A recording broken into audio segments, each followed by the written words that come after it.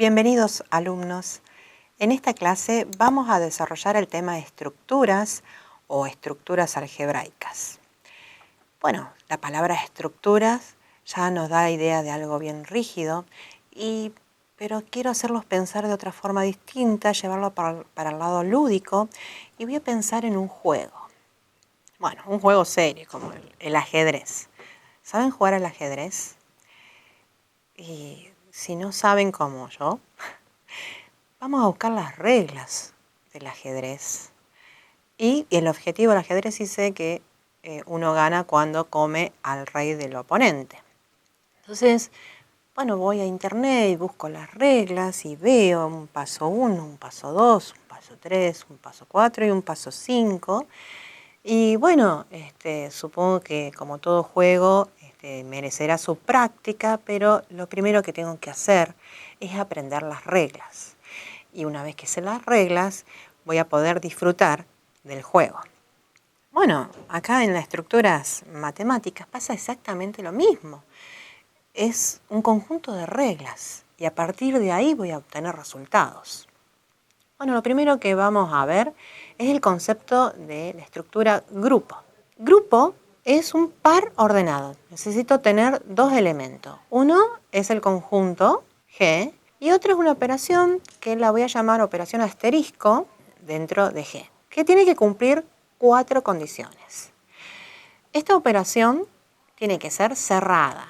¿Qué significa cerrada? Que cuando opero dos elementos entre sí, el resultado siga estando dentro del conjunto G. Esta operación tiene que ser asociativa, que puedo asociar los elementos entre sí. Tiene que tener un elemento especial dentro del conjunto que se llama elemento neutro. Y además, cada uno de los elementos del conjunto tiene que tener otro elemento asociado a él que se llama elemento inverso. Cada vez que yo tengo un conjunto y una operación definida en él que cumplen estas 4 propiedades, no se preocupen tanto por el nombre de las propiedades, sino qué tienen que hacer las propiedades. Si tengo un conjunto con una operación que cumple estas 4 propiedades, tengo un grupo. En matemática, estas estructuras nos sirven para sacar otros tipos de conclusiones, pero uno ya tiene que saber qué es un grupo y qué es un anillo, qué es un campo, qué es un cuerpo. Pero volvamos al grupo y quiero trabajar un ejemplo específico. Ustedes con las lecturas, con los trabajos, ustedes siempre asocian al grupo a los conjuntos numéricos y sus operaciones clásicas. Pero vamos a ver un conjunto que no sea tan clásico, como el conjunto de las matrices. Y esa operación asterisco vamos a pensar en la suma matricial. Bueno, vamos a ver. Entonces tenemos que analizar qué propiedades tiene esa operación específica, esa suma matricial. ¿Es cerrada? ¿Yo puedo sumar siempre dos matrices? Bueno, la primera respuesta es que para sumar dos matrices, estas dos matrices tienen que ser de igual orden. O sea que así el conjunto de todas las matrices, así, sin ninguna otra especificación en sí, no me resulta útil porque no voy a poder operar entre dos matrices cualquiera. Entonces, bueno, voy a trabajar con el conjunto de matrices que sean todas del mismo orden. Ahora sí, la suma de dos matrices del mismo orden da por resultado una matriz del mismo orden. La operación resulta cerrada. ¿La suma de matrices es asociativa? Sí, es asociativa. ¿La suma de matrices tiene elemento neutro? Es decir, ¿hay una matriz que sumada a cualquier matriz da por resultado esa cualquier matriz? ¿Sería el 0? ¿Sí? Tenemos una matriz especial que es la matriz nula. Y, dada una matriz, ¿existe un elemento inverso? Es decir, dada una matriz cualquiera, ¿qué matriz le sumo para que me dé por resultado el elemento neutro, o sea, la matriz nula? Y la matriz formada por todos los elementos opuestos de la matriz original. Entonces, primero de todo, restringimos el conjunto de matrices de igual orden. Analizamos las 4 propiedades de la suma de matrices y sacamos como conclusión de que, bueno, este par de elementos, el conjunto de las matrices y la operación suma, forma la estructura grupo. Bueno, ¿Qué otras estructuras tenemos que tener o tenemos que estudiar? Anillos, cuerpos o campos, es exactamente lo mismo. Para estudiar estas otras estructuras, siempre nos basamos en las propiedades de las operaciones. Y a partir de ellas, vamos a determinar en qué estructura estamos. Bueno, ahora los voy a dejar para que puedan resolver una actividad acerca del tema.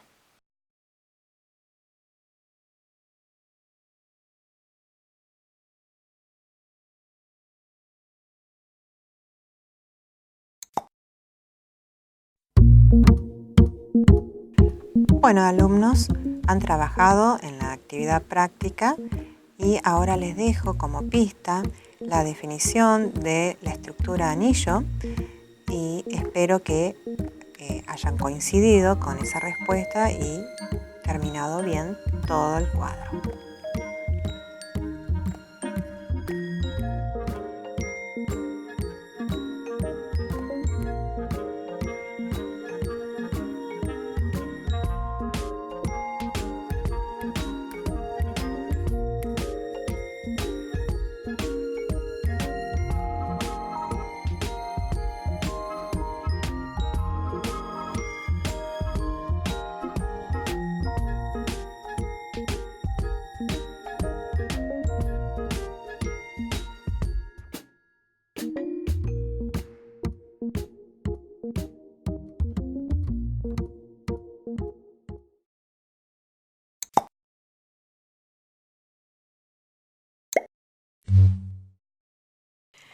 El tema de esta clase es congruencias. Para empezar con un ejemplo, voy a desarrollar un ejemplo de otro tema de la matemática, que es el concepto de derivada. Vamos a recordar que la derivada de dos funciones trigonométricas muy fáciles, la derivada del seno es la función coseno, la derivada del coseno es la función menos seno. Bueno, a partir de ello voy a empezar a jugar derivando y ver qué comportamiento tiene la derivada sucesiva de la función seno. Entonces, mi primera función es seno, la derivo, primer paso, cambio, coseno. Vuelvo a derivar, estoy en la derivada segunda, menos seno. Vuelvo a derivar, me queda menos coseno. Estoy en la derivada tercera. Cuando voy a derivar a la derivada cuarta, la derivada de menos coseno vuelve a ser seno. La derivada quinta, coseno. La derivada sexta, menos seno. La derivada séptima, menos coseno.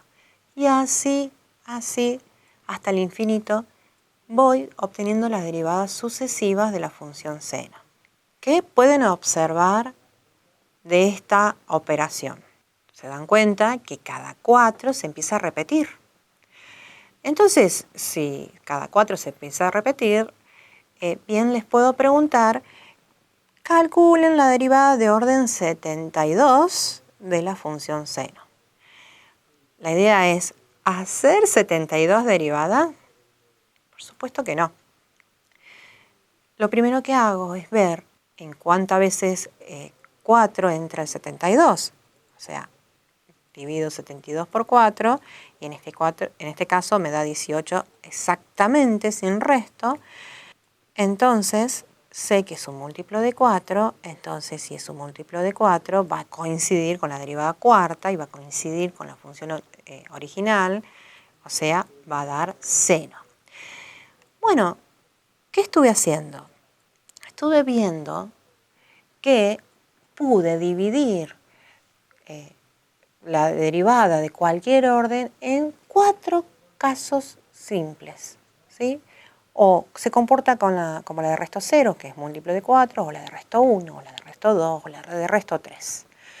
Porque estoy pensando en esos números grandes dividido por 4. ¿Qué concepto tenemos en esta clase que sintetiza esta situación? Congruencia módulo 4. Para ello vamos a definir cuándo dos números son congruentes módulo cualquier entero m. La definición dice que A es congruente con B, módulo M, si cuando hago la diferencia entre B menos A, esto me da un número que es múltiplo de M. El símbolo de congruencia son las 3 liñitas alineadas. También en esta clase ponemos interés en ecuaciones de congruencia, es decir, ecuaciones donde hay una incógnita. Por ejemplo, cuando A por X es congruente a B módulo M. Este tipo de ecuaciones no va a tener una única respuesta como en las ecuaciones clásicas del álgebra matemática.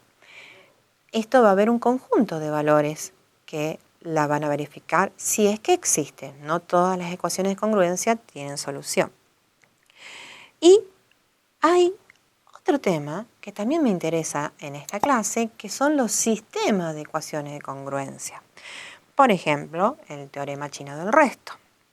En pantalla ustedes pueden ver el enunciado completo. Y lo que me interesa, aparte de que ustedes pueden ver el enunciado completo del teorema chino, ejemplo, ¿qué me está queriendo decir? ¿Cuándo puedo aplicar este teorema chino del resto? Entonces voy a leer este ejemplo para que vean cómo un problema se puede resolver con un sistema de ecuaciones de congruencia. Dice así: un millonario tiene 7 hijos y tiene muchas propiedades para repartir en estos 7 hijos, pero se da cuenta que no puede repartir exactamente todas sus propiedades entre los 7, que cuando hace la repartija le sobran 6 propiedades. Al enterarse de esto, deshereda al hijo más ingrato. O sea, a este no le voy a dejar ninguna herencia. Entonces ahora tiene que repartirla entre 6 hijos, pero aún así le sobran 2 propiedades. Entonces vuelve a desheredar otro hijo y vuelve a hacer un nuevo reparto y le sigue sobrando una propiedad. Y el millonario piensa, si tan solo hubiera tenido 4 hijos, no tendría ningún tipo de problema en el reparto de propiedades. ¿Cuál es el mínimo número de propiedades que tiene este millonario que quiere hacer esta herencia entre sus hijos? Bueno, para poder resolver este problema, lo que estoy planteando es un sistema de ecuaciones de congruencia. Estoy viendo que si lo divido entre 7, tengo resto 6, que si lo divido entre 6, tengo resto 2, y si lo divido entre 5, tengo resto 1. Bueno, si podemos resolver este sistema de ecuaciones, que a través del teorema chino del resto podemos saber que sí tienen solución, vamos a dar la respuesta a este problema. Bueno, alumnos, con este repaso ustedes están en condiciones de hacer la siguiente actividad.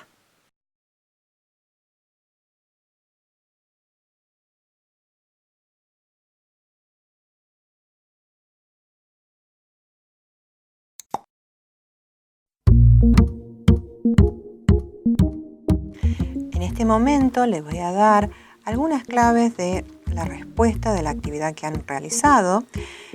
Por ejemplo, en la última ecuación de congruencia, podemos afirmar que sí tiene solución y podemos encontrar la forma de esta solución.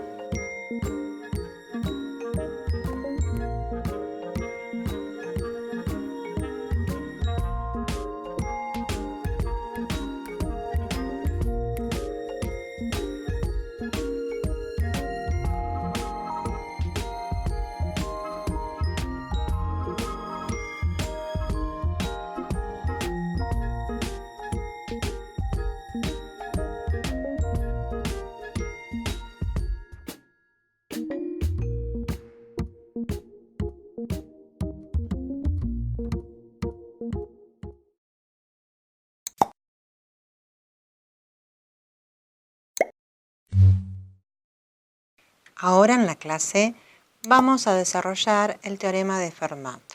En realidad vamos a ver para qué se usa el teorema de Fermat. Una de las aplicaciones de este tema importante de la aritmética es en el diseño de sistemas criptográficos. El más conocido es el sistema RSA. Básicamente, este sistema trabaja con claves públicas y claves privadas. La ventaja de este sistema es que el receptor tiene una clave privada que no conoce nadie más que él mismo y él publicita a la clave pública la X. Este sistema tiene la ventaja de que el emisor no tiene que conocer ninguna clave confidencial. Es más, cualquiera se puede comunicar con el que publicitó la clave X y enviar mensajes privados.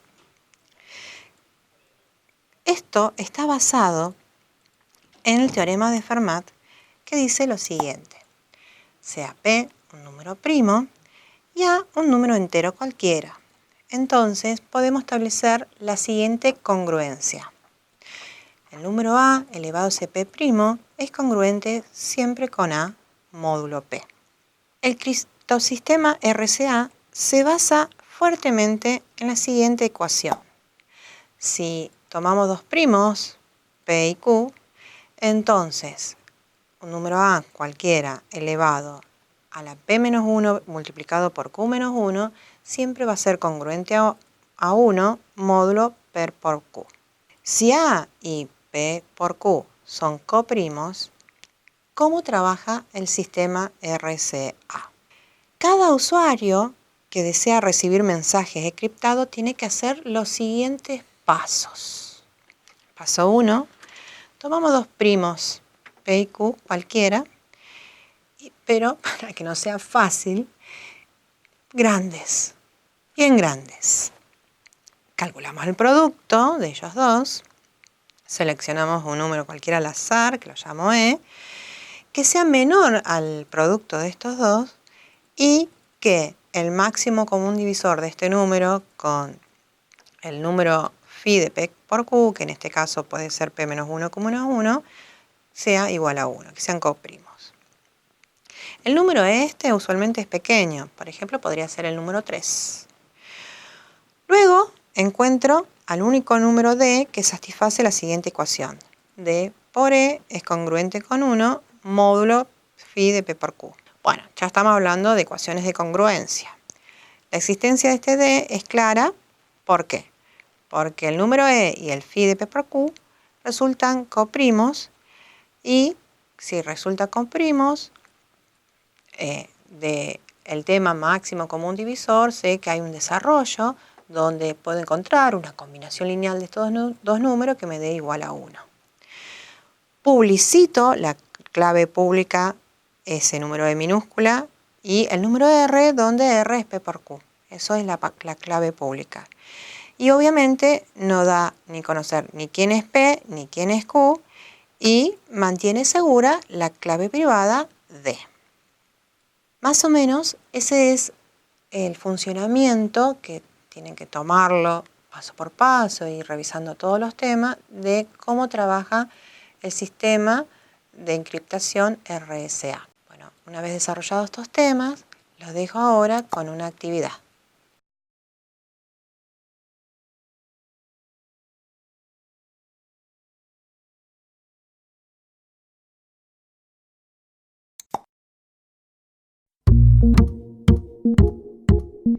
Ahora, alumnos, les voy a dar una clave de respuesta. Ustedes han trabajado en un cuadro donde tienen que dar una definición a cada concepto y un ejemplo. Por ejemplo, el teorema de Fermat está definido muy sencillamente y el ejemplo que puedo utilizar es el que muestra en la pantalla.